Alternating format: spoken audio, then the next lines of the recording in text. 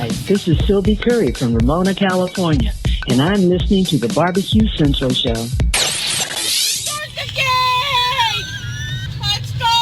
Do it live. Okay. Well, do it live! I'll write it and we'll do it live! So to get that perfect barbecue, you use wood. Are you sure it's safe? Whatever. We put the lighter fluid on, strike the match, and... Oh, should we call the fire department? That might be a good idea.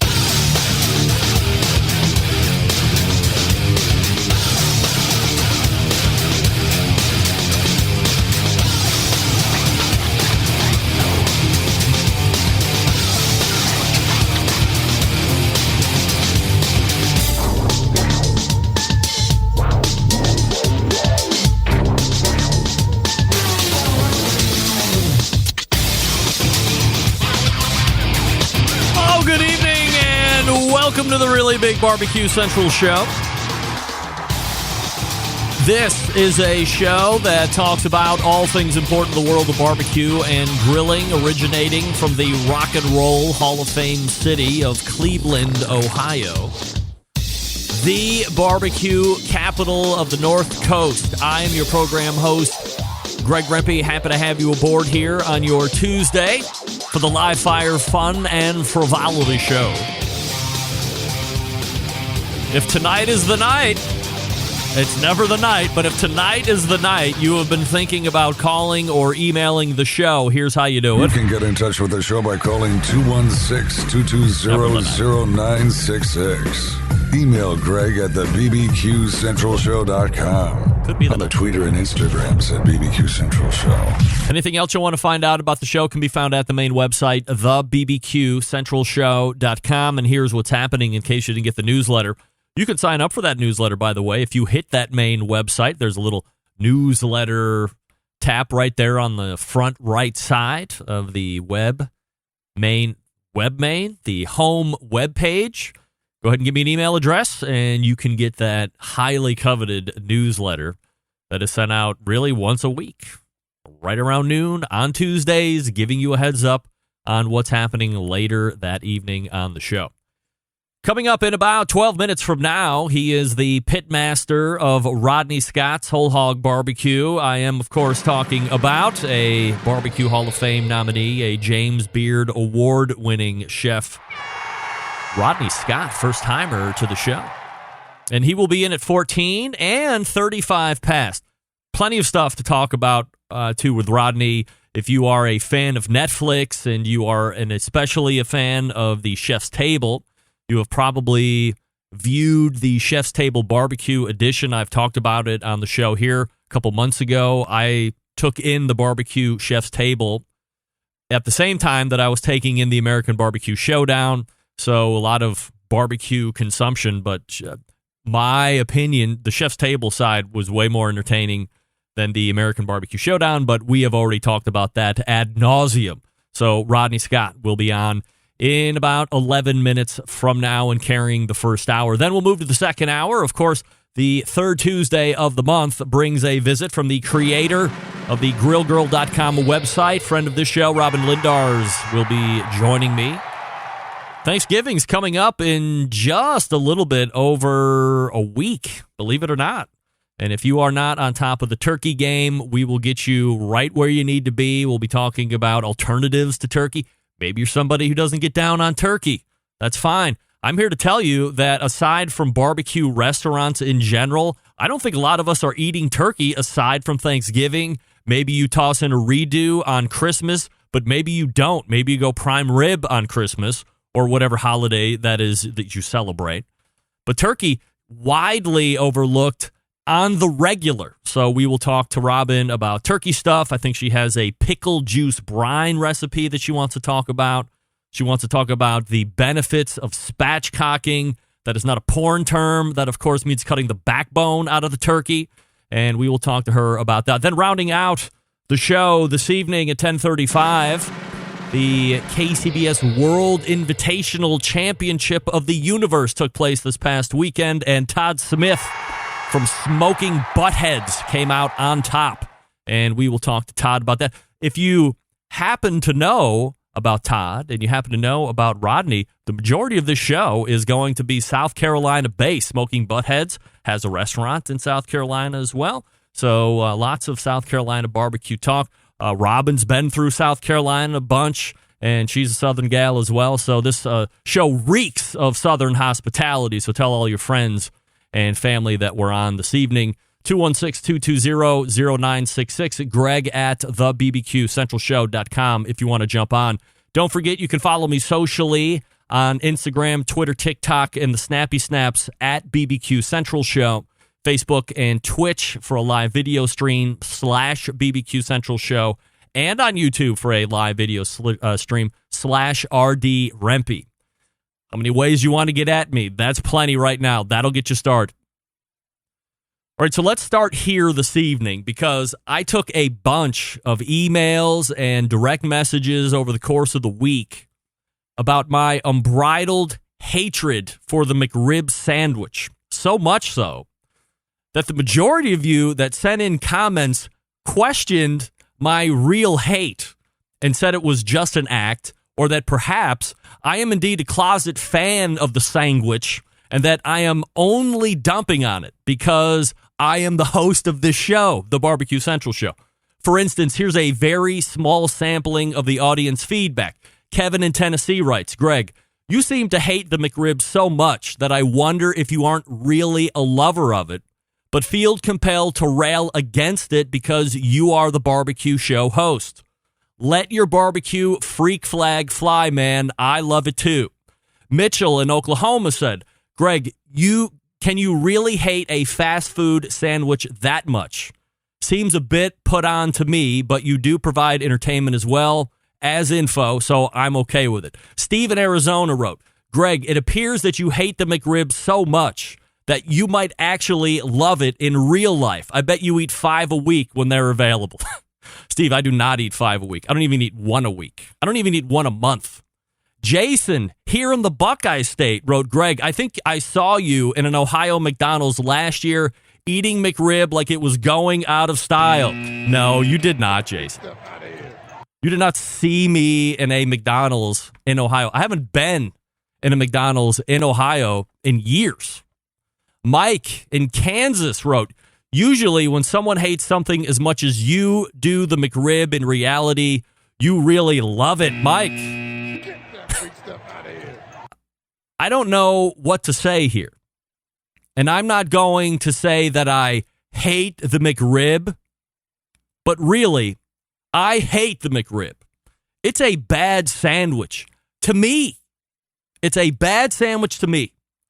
There are 10 better options on the McDonald's menu other than the McRib right now as we sit here in 2020. And by the way, December 2nd, as I had mentioned last week, if you are one of those honks, it rolls out nationally, which the last time that happened was 8 years ago.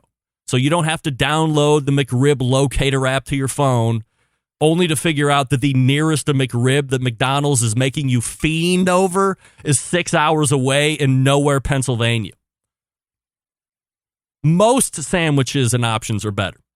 That includes the Filet-O-Fish Sando, which is a mockery of a fish sando, but that's better than the McRib. The now defunct for many years McDLT laughs at the McRib sandwich. It's not for me. I've had it. I dislike it. I won't eat it. And I won't be sucked into the McRib vortex like so many of you get sucked into each year. However, if that's your bag, you go right ahead and eat those crap sandwiches until you puke. Fire up Instagram. Tell us it's all right with the world. Take your bite. Orgasm all over yourself, and then do it again the next day and the next day until they rip that sando from you, and you're like, no! Worst day ever! McDonald's ripped the McRib again! See you next year! But who knows? It might not be rolled out nationally next year. Don't lump me into your sicko food perversions, you kooks. You want to deal with McRib? You deal with McRib all you want. I'm going to pass. I'm just, again, very happy for the fact that it gets rolled out nationally so you guys don't have to pile in your cars and trucks and U-Haul vans, because I'm sure there are just super groups across Facebook right now that you have to answer 20 different administrator questions to get in, because you know there's folks like me that are just going to be trying to get in there and potshot you. But you're figuring out secret places to meet, downloading the app, and then driving hours on end. Meathead seemed to think that was an okay, I think he called it a pork burger, which, hey, I would be all right with, as I told him last week. Market it as a pork burger, not a rib sandwich. It's a pork butt burger pressed into a weird shape with crap sauce and onion slivers. That's what you like? Get on it. Send me an Instagram live. I will play it on this show. For every one of you weirdos that eats those McRibs, take your videos, send them to me. I will play them live on this show on a Tuesday night, believe it or not. I'll do that. You know the lead question to Rodney Scott in about 3 minutes from now is, do you get down with the McRib? You know that's coming.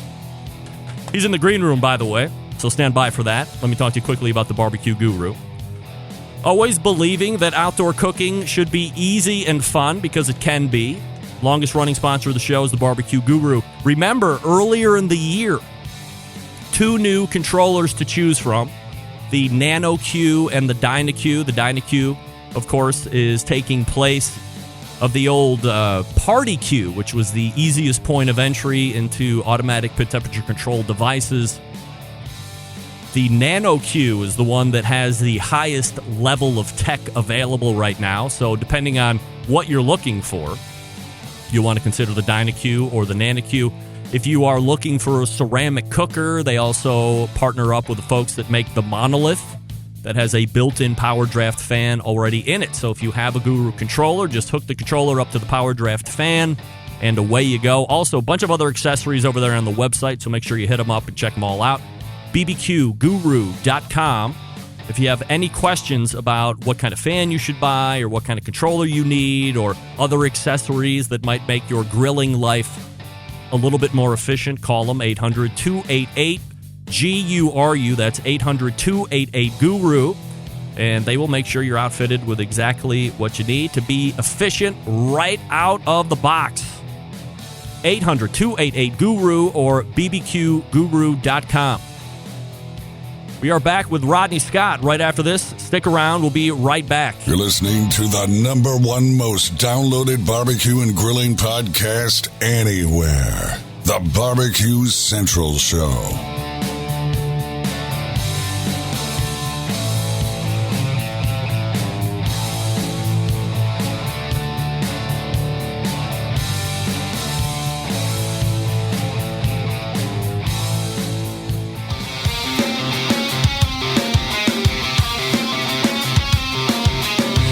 Broadcasting live from the BBQ Central Show studios in Cleveland, Ohio. You're listening to the BBQ Central Show. Once again, here's your host, Greg Rempe. Hey, this portion of the show being brought to you by Butcher's Barbecue, makers of award-winning injections, marinades, rub seasonings, barbecue sauces, and grilling oils, tested on the competition circuit, as well as backyards worldwide. Be the pitmaster of your neighborhood and stock up right now at butcherbbq.com. Always trust your butcher. All right, my first guest tonight is one of the most recognizable names in the industry, especially when it comes to whole hogs. If you're a fan of the Chef's Table, you want to make sure you catch the barbecue series that was recently just put out, as I had mentioned in the open. My next guest was featured in one of those episodes. He's a James Beard award-winning chef, 2020 Barbecue Hall of Fame nominee. We race to the hotline and welcome first-timer to the show, Rodney Scott. Hey, Rodney, how are you? Hey, how you doing? Rodney, I got to ask you, do you get down with the McRib? Oh, my God, no. I do not get down with the McRib. Hell yes. Of course you don't. I mean, No. Have you tried it just because it's one of those novelty items just to see what the kooks are raving about?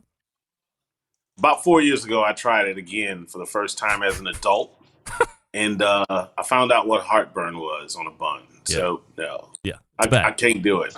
I'm sorry, I can't do it. You don't need to apologize to me. I'm sure you heard my 2 or 3 minutes of craziness that ensued. But look, the one thing I think we can both agree on is that McDonald's has somehow created and cornered the market on how to properly gimmick up a really bad sandwich enough to where people are blind to the fact that it's a bad sandwich, and somehow every year it's like, I need it, I got to find it. It's pretty amazing. Well, hats off to their marketing team because they sure enough are getting the word out. But if you want a rib sandwich, come see me. I mean, we can help you out on a rib sandwich. That's right. Go see Rodney Scott, for crying out loud. What are you doing? So, Rodney, I'm going to ask you about this up front since it really won't find its way into the conversation this time around. This year, you make it to the semi-final list of the 2020 Barbecue Hall of Fame. I mean, look, let's be honest. Is this something that you knew anything about prior to finding out that your name was on the short list? Was it on your radar previously? Honestly, it was not on my radar previously. I've heard about it, but never really paid close attention. And I got a message one day that I was up for on the short list.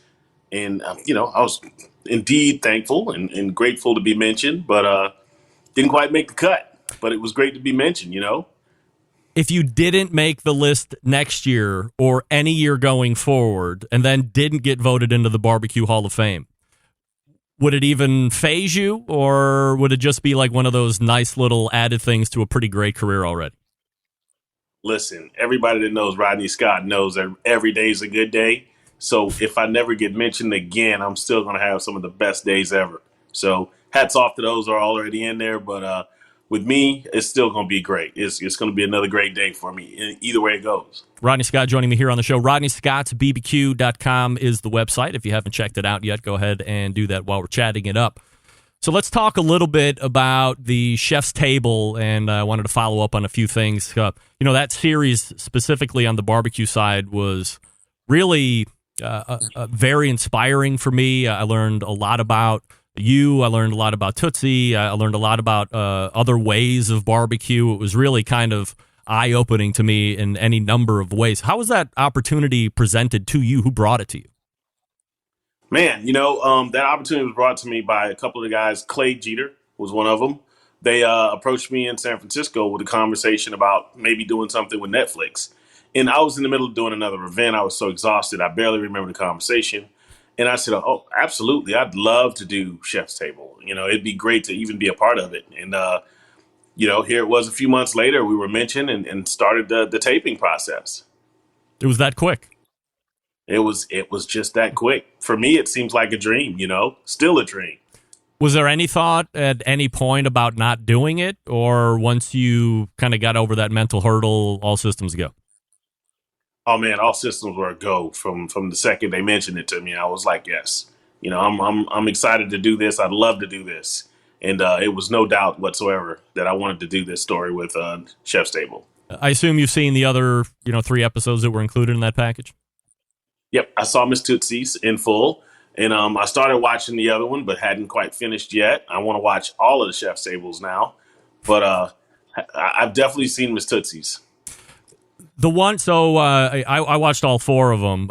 You were the first one. I watched Tootsie second because that following Tuesday, I watched everything like over the weekend leading into a Tuesday show because I had Daniel Vaughn, who played an incredibly prominent role within the one that featured Tootsie's and Snow's Barbecue. Yeah. I had no idea he didn't let it out of the bag that he was featured so much, so that was a nice surprise.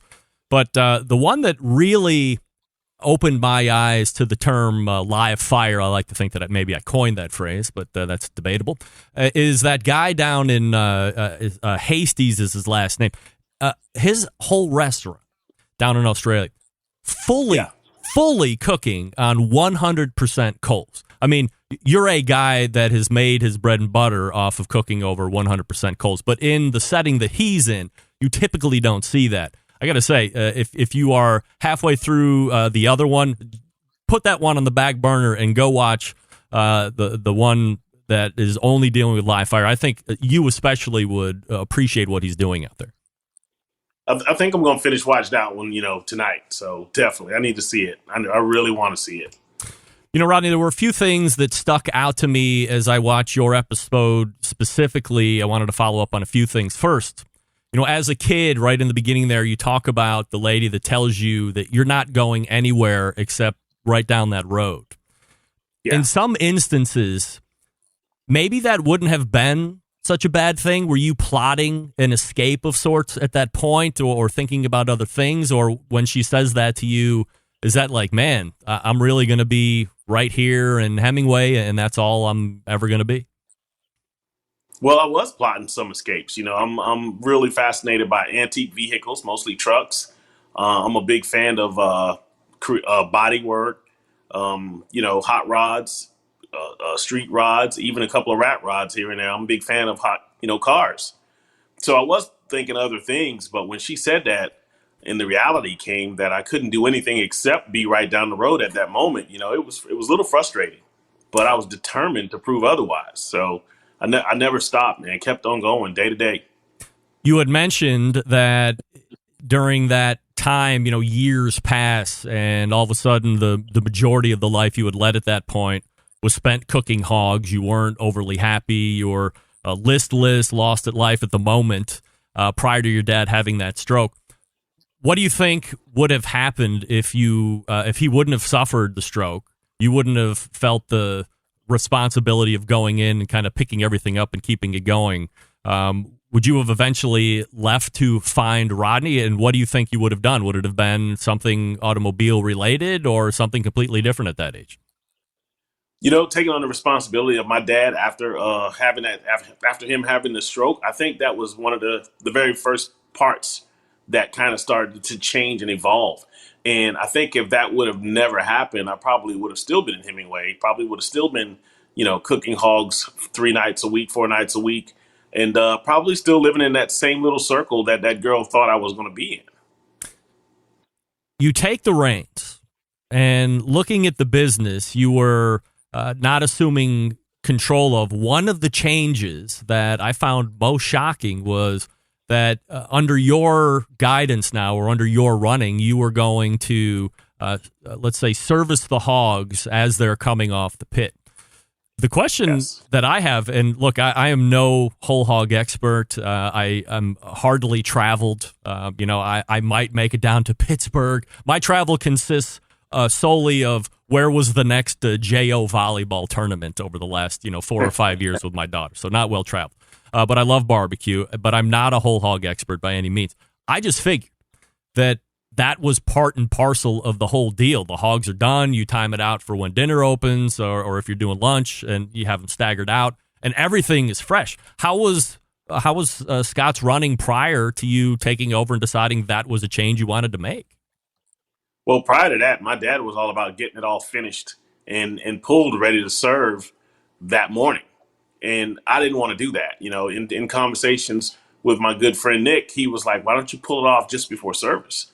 That way it's hot and it stays juicy and moist and it's ready. You know, it's kind of like the donut sign. When it lights up, you know it's hot and ready. So, you know, I did that. And with smoke flowing all day and pork coming off just before people can get their hands on it, it was something appealing to me as well as the guests. And it was working, you know. Sales started to grow. Things started to get even better than they were before. Were people saying, hey, it was really good before, but something's different to a good way? And you're like, oh, yeah, by the way, this is, just minutes off the pit.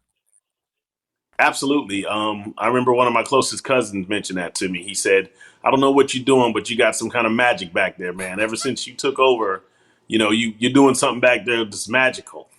And I remember laughing at him saying, I'm just trying to get it off just before you asked for it. What was it like growing up under your dad? And, I've had conversations with Myron Mixon, who's obviously a well-accomplished barbecue cook, restaurant cook. His dad notoriously hard on him and his brother, making sure that the proper barbecue ways were followed and what have you. What was it like for you growing up and seeing your dad do the hog and him? Was it like a force thing to learn this hog trade, or were you interested? Well, it was kind of a combination of both. Growing up under my dad, it was kind of this is part of your chore, this is part of your job. And it also was something that you just was kind of interested in, because you got a chance to eat whenever you finish cooking. So, I wanted to learn it as well, but then I wanted to be kind of involved with the cooking, but didn't really want to be there all the time. Didn't want to be there all night. Didn't want to be there all day, because sometimes it led into the afternoon the next day. But same rules apply. They were hard on making sure the food was consistent, done the way that they wanted it done. And if we had multiple hogs cooking, my dad was insistent upon finishing one hog first. You could not do more than one hog at a time. You only season one hog, and that one had to be completely finished before you moved on to the next one.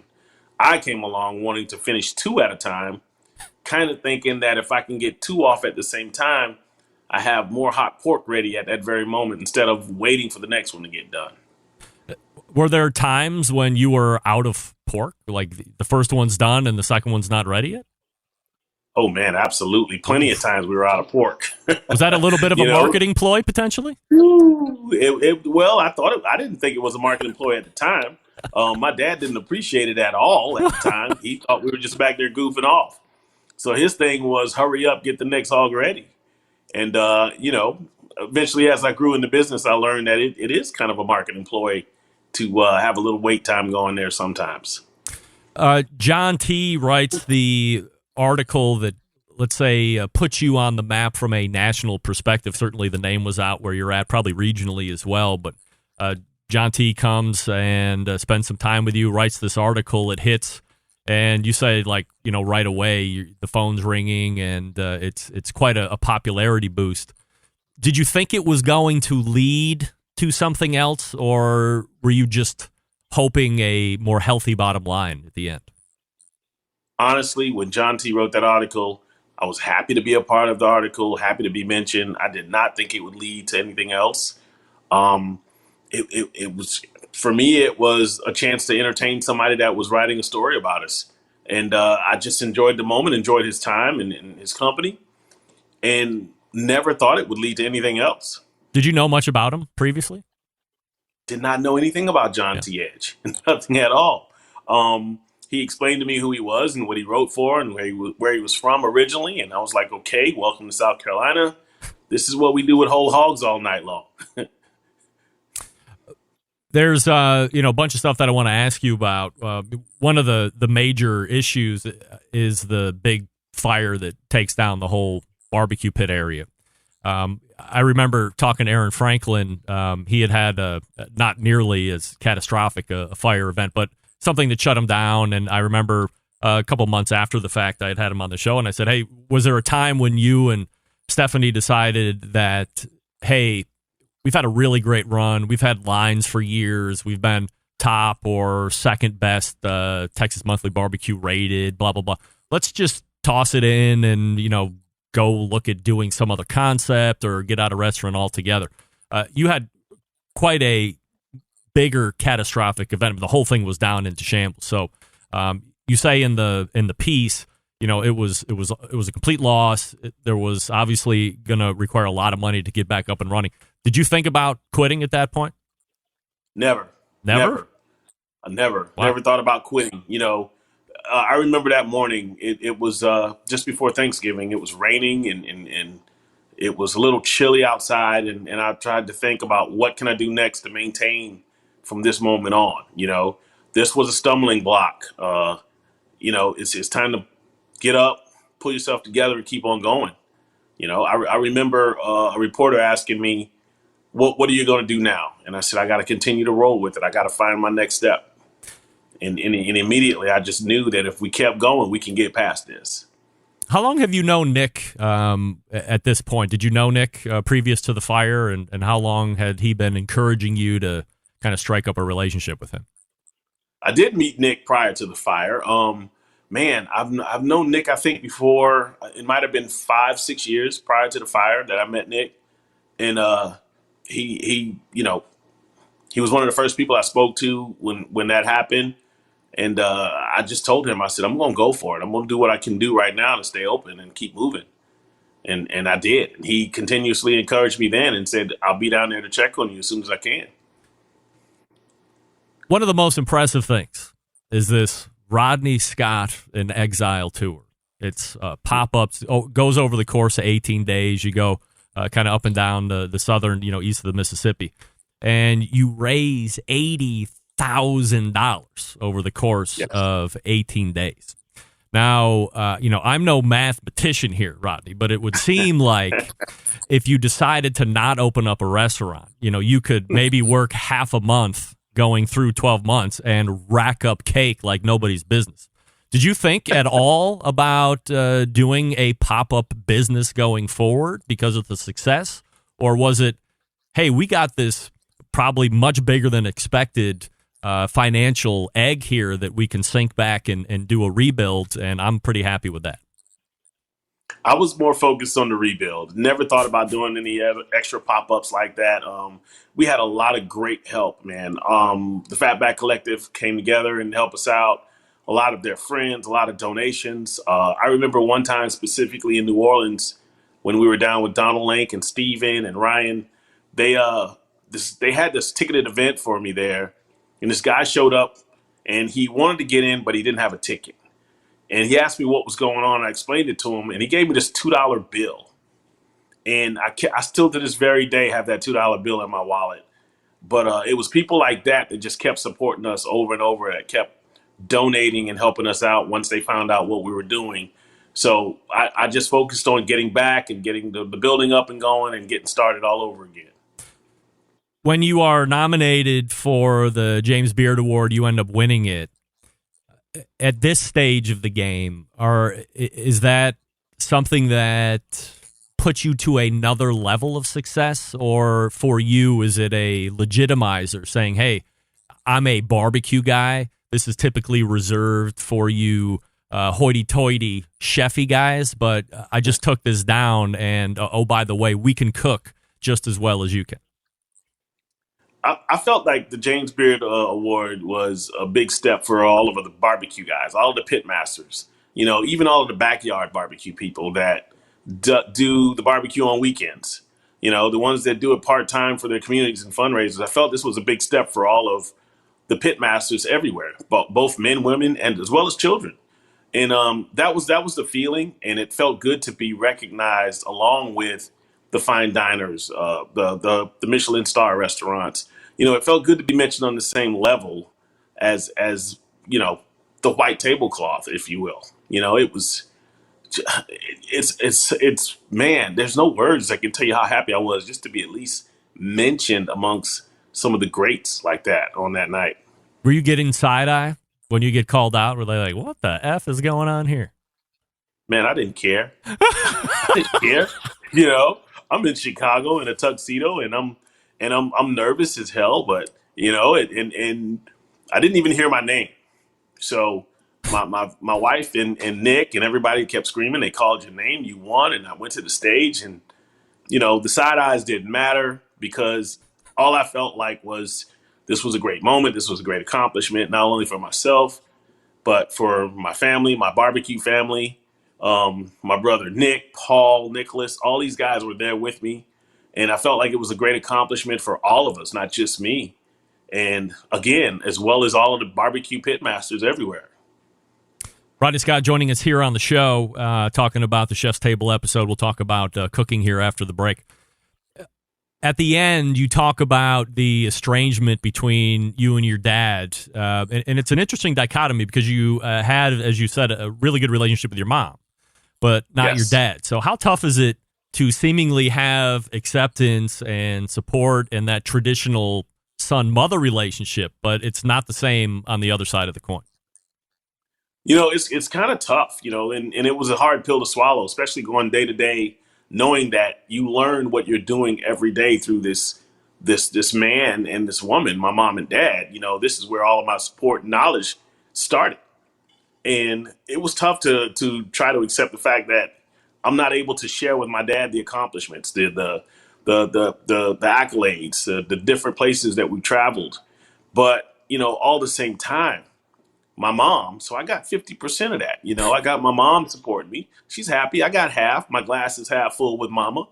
And I decided to keep on going, And every now and again, it's a little dark cloud, but it's not nearly as heavy as it was. because I'm more focused on the positive now, taking care of my own family, helping to grow our own business here, and just make the best of every day, man. That's the goal. That's why you always see me and hear me say every day is a good day. Yeah, I like to keep moving forward on the positive side of things. Is it because of the changes that you made in the restaurant, like after you took over, and the growth that you fostered in the business? Is that what the biggest issue is? I want to say yes. That's probably the biggest issue. You know, my dad seeing me do things that he's never done, and I remember one of his friends saying that it's like I'm showing him up. I'm proving that he is not who I am, and he didn't do the things that I was able to do. So I'm thinking it's part of the growth and the recognition, all with the newspapers and the magazines and the social media. I think that's one of the biggest things that kind of tick him off a little bit. You had mentioned that there were several attempts on your part, even at that point. I don't know how long ago it was shot, that you were trying to set things right. Does he just roundly rebuff every attempt? Oh, man, just from hanging the phone up, Really? to turning his head when I passed by. I remember he was standing on the side of the road when I went to the stop sign, and he recognized that it was my truck, and he just turned his head as if I didn't exist. Really? Hey. Wow. So it is what it is. Is there an infinite amount of attempts that you would make in regard to this, or because he's your father, you would keep going until he crosses that bridge before he ends up passing away, or not necessarily? Honestly, I say a silent prayer day to day about the situation, hoping that he would come around. But, before all of this, I had this weird dream. I remember I fell asleep and I woke up and I remember him standing in front of me, and he kind of turned around in this dream and he looked at me and he mumbled the words to me, "Help me," and I'm like, "Don't worry, I got you." And that was the end of that dream. So maybe that's to come. Maybe not. I don't know. Hopefully we come around and we get to sit down and talk about all of the good times that we've had and catch up on the times that we missed. Ultimately, if that doesn't happen, do you think that would be a regret of yours that he wasn't able to come around for whatever reason? Is that something that would eat at you? No, I don't think it would eat at me at this point. Knowing that I made all of the attempts that I could and sent messages and reached out as much as I could, it wouldn't eat at me because I've made the honest attempts the best that I could. And if he's still in denial of them, what more can I do? No doubt. So what's the growth plan look like for Rodney Scott's Barbecue? You have, is it 3 locations at this point? At this point right now, we have 2 locations. There's a third one opening? The third one is going to be opening in Atlanta. That's right. In the West End. We have Birmingham, Alabama open in the Avondale area, 3rd Avenue South in Birmingham. And we have Charleston, South Carolina open right now. And we're looking to open possibly Homewood and Trussville, Alabama. Wow. So those three to open, 2 open now. Would you consider franchising at any point? I mean, I would assume, given the name and the success, you've been approached about some kind of franchise concept. There's been 1 or 2 mentions here or there about franchise concepts, but as of right now, I love my barbecue family right now. As I said, me, Paul, Nicholas, Nick, we're in a good state right now, and as of this moment, we're pretty steady where we are, and we're pretty happy. And if any changes come about, we'll see. This has been a year like no other, and where a lot of folks within the live fire industry are having record years to the positive. Food service has been hit tremendously across the board, across this country. Where some of the bright spots have been, they have been in the barbecue realm, because most of them are, let's say, fast casual. You walk up, it's a almost takeout oriented business anyway. Are you seeing decent business? I mean, certainly it seems like all the restaurants, regardless of what you're serving from a culinary standpoint, are taking hits. But where are you at right now? Absolutely, we're seeing pretty good business. We have a drive-through at the Charleston location, as well as to go, and we all know barbecue travels well. So that's been one of the biggest things for us, that people have been able to come and pick up the food and take it home. So between to-go and drive-through, we've been pretty decent this year. We've been able to make sure that our staff is okay. Rodney, can I hold you over for one more segment? We can talk about hog Yes, sir. cooking and secret vinegar sauce recipes and all that stuff that you're knowingly going to spill to all of us.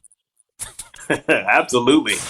All right, stand by. We're talking with Rodney Scott from Rodney Scott's Barbecue. I will talk to you quickly about Big Poppa Smokers, the #1 online shop for all things barbecue and grilling related. A curated selection of only the best outdoor cooking and grilling supplies will get you on the path to better barbecue results in no time. 13 perfectly balanced rubs and seasonings, popular flavors like Sweet Money, Cattle Prod, Cash Cow, Little Louie's Seasoned Salt, Double Secret Steak Rub. I used Cash Cow and Double Secret on that Wagyu ribeye cap that I got from the butcher shop over the weekend, and it was incredible. Big Poppas will transform ordinary meals into extraordinary, whether you're looking to impress the judges or your grilling family and friends. Head on over to BigPoppaSmokers.com and load up right now. They also are the proud owners of Granny's Barbecue Sauce. So, if you're looking for a sauce to doctor up, Granny's is a great base sauce, but it's really good all by itself as well. So you can try it both ways and then decide how you want to attack from there. And aside from the rubs and sauces, they are selling the best charcoal and pellet cookers on the market today. If you are looking for a versatile smoker that's easy to use, check out that Mac 2-Star General pellet cooker. Big Poppa Smokers, the exclusive Mac dealer, even offering special packages if you're not a fan of the pellet smoker. Take a look at that Old Hickory Ace BP, the only charcoal smoker that Big Poppa trusts on his competition trailer. If you have questions, you can call them 877-828-0727. That's 877-828-0727, or shop the website, BigPoppaSmokers.com. That's BIGPOPPA Smokers.com. We are back with Rodney Scott right after this. Stick around. We'll be right back.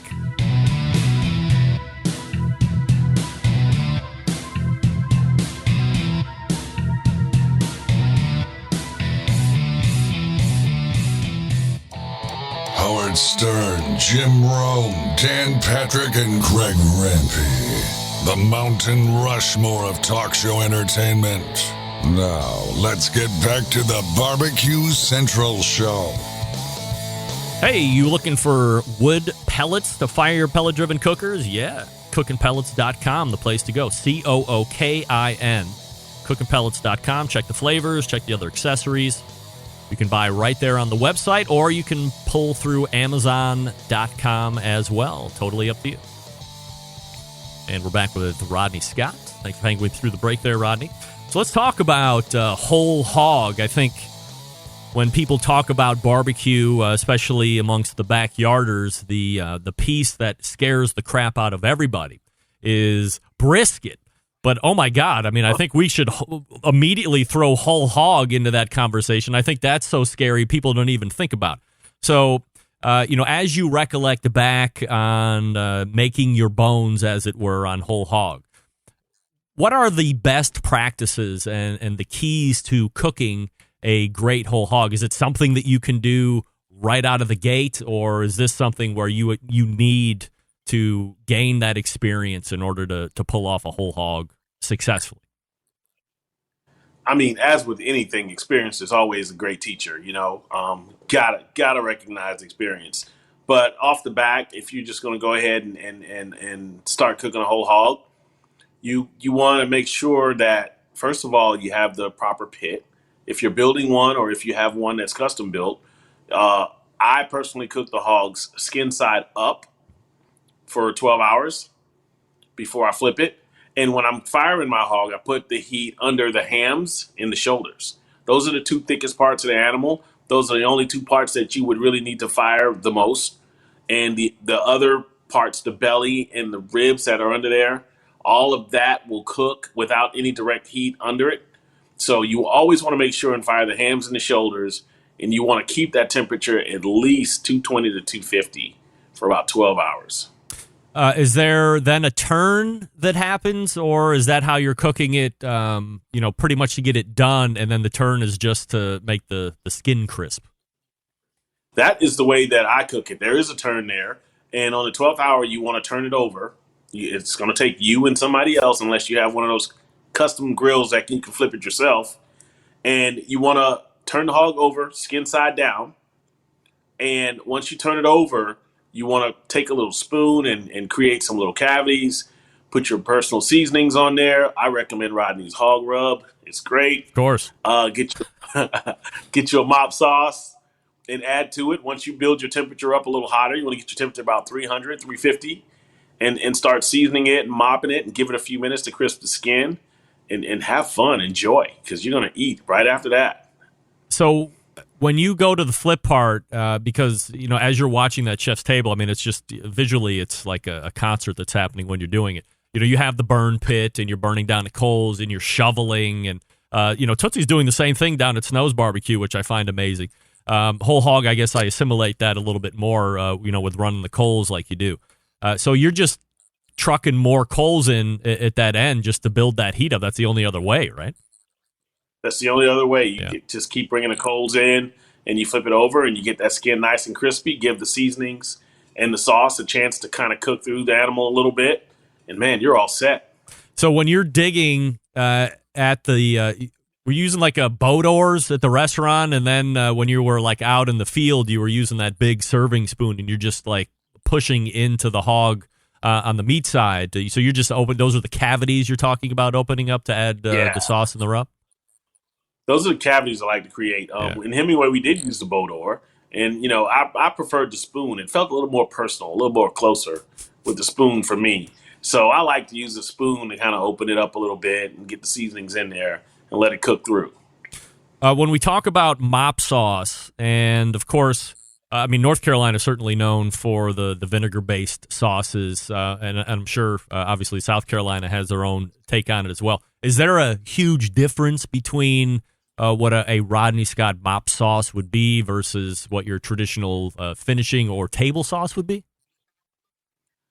Well, it all depends on where you are, man. You got a lot of regions with different types of sauces. You got mustard, tomato, and ketchup. But I'm gonna definitely support that Rodney sauce.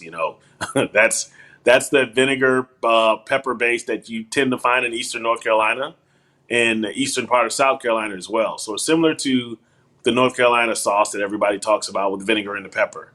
But I'm a fan of the vinegar and pepper everywhere that I go. And again, Rod sauce.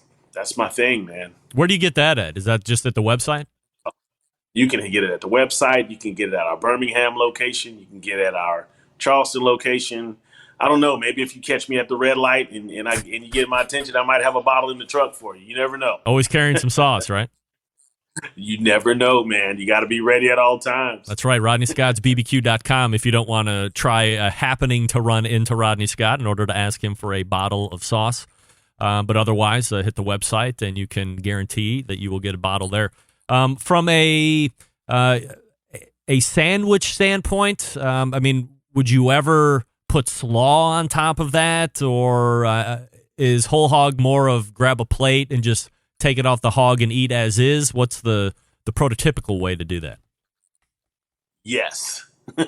All of that. And I think all of that all depends on the time, the location. The amount of hunger that you have built up.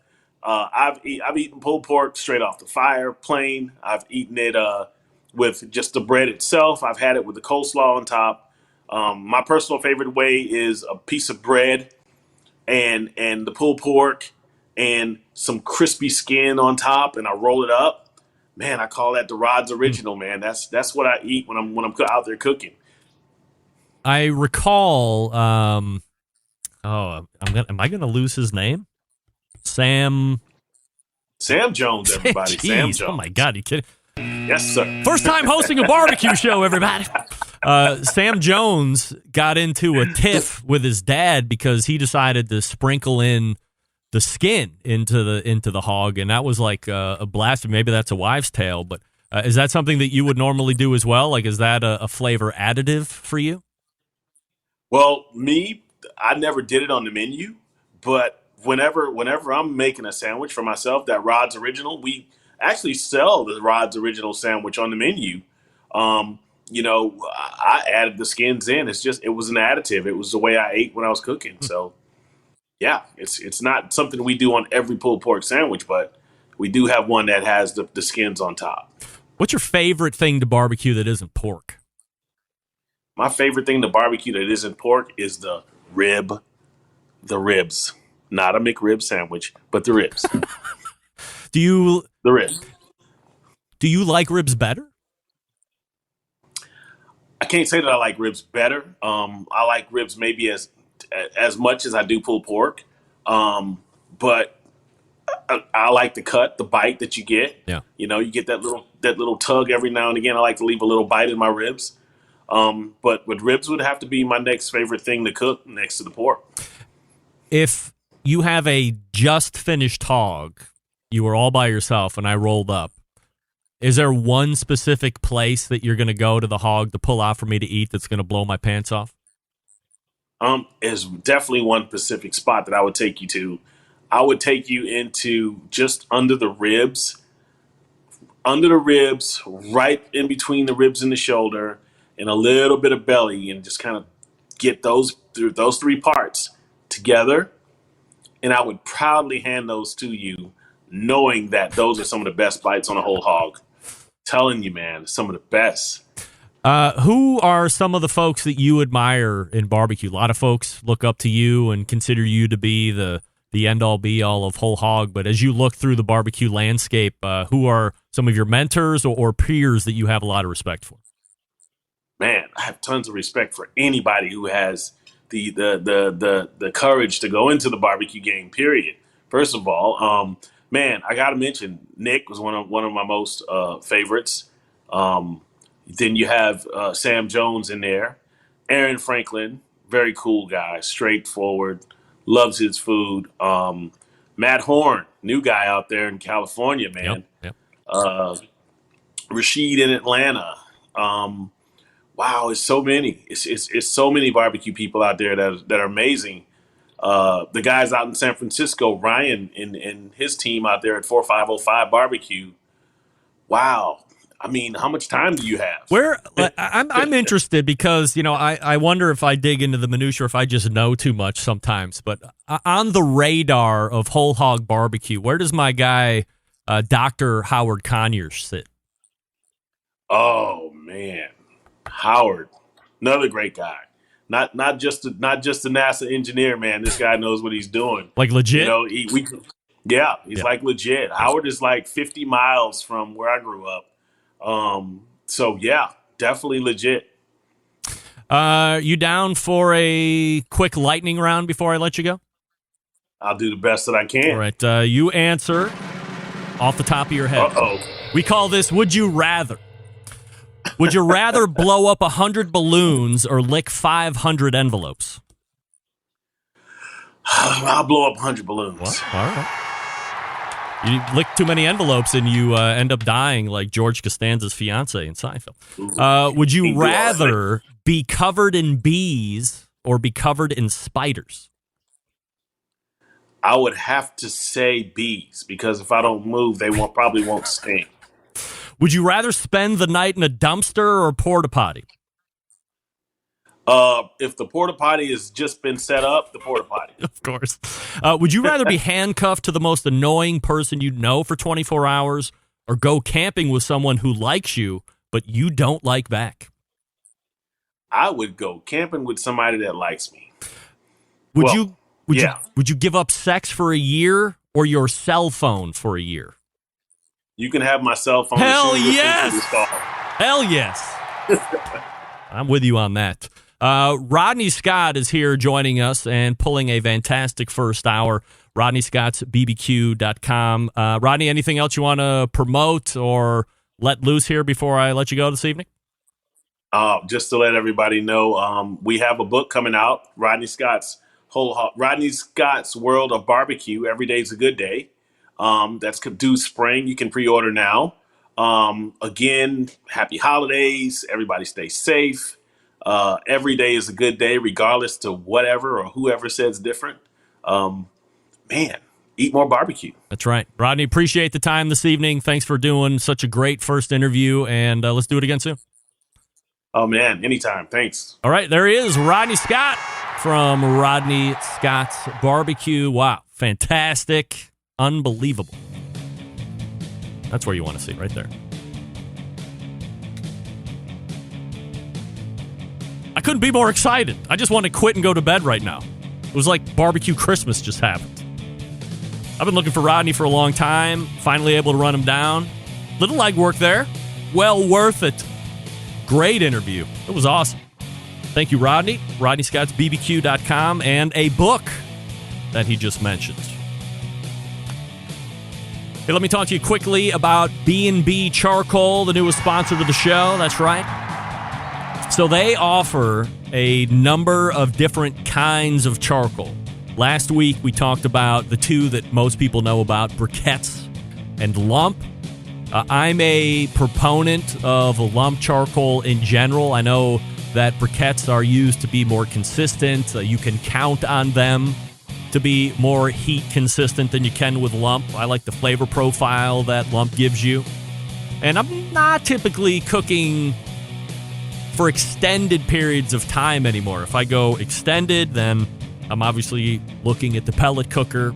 I don't have a Weber Smoky Mountain anymore at the time, but I do have a pit barrel cooker, and I could use briquettes in there, but I do use lump. The other thing, and I'm pretty sure it's in short supply around the country right now, and show me a charcoal manufacturer that isn't having trouble right now, but the char logs that B&B make are absolutely awesome. Super dense.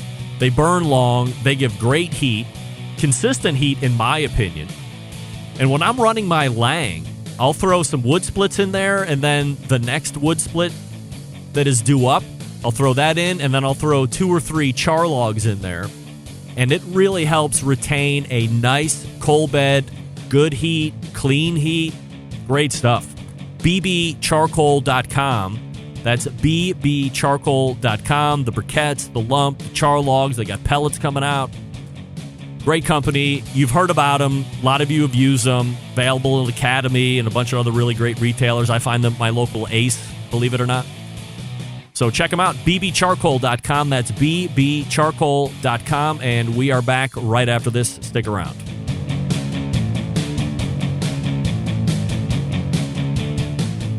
Continuing to produce incredibly mediocre content in an exceptionally professional way. You're listening and watching the Barbecue Central Show. Once again, here's your host, Greg Rempe. All right, welcome back. And this portion of the show being brought to you by Fireboard 2 and Fireboard 2 Drive. Soon to be that thermocoupled Fireboard 2 as well, Fireboard Pro. 6 different temperatures can be monitored simultaneously. Cloud-based monitoring. Connect via Bluetooth if you want. Alexa and Google Assistant capable. Fireboard.com is the website. 816-945-2232. That's 816-945-2232. And you can get your Fireboard today. All right, we thank once again Rodney Scott from Rodney Scott's Barbecue for joining us. Good recap of the Chef's Table. So if you haven't seen that, and again, I was a very big promoter. It was the same weekend that I was watching American Barbecue Showdown, and I was like, wow, this Chef's Table is taking the cake for me. Tootsie, is it Richard Hasty? And then, is it Mexico that the other place is, the other one, that last one? There's a real historic throwback. I mean, that's a really great story in itself. But Rodney's is a great story, and it was great to dig a little deeper through there because I had questions as I was, should have followed up on that. They should have dug a little bit deeper here. It's nice to get that opportunity to do that. Again, he's got a book coming out, so check him out on Amazon. Pre-order now. Everybody loves the pre-orders, especially those book people, publishers. And he knows everybody. Charleston and Birmingham. Got one going in Atlanta. Check them out. Heard nothing but good things. All right, we are pointing to the second hour. I will have a teenager who has recently tested positive with corona give her life experience. Hard-hitting, late breaking. You're not going to want to miss that right at the top. Stick around. We'll be right back.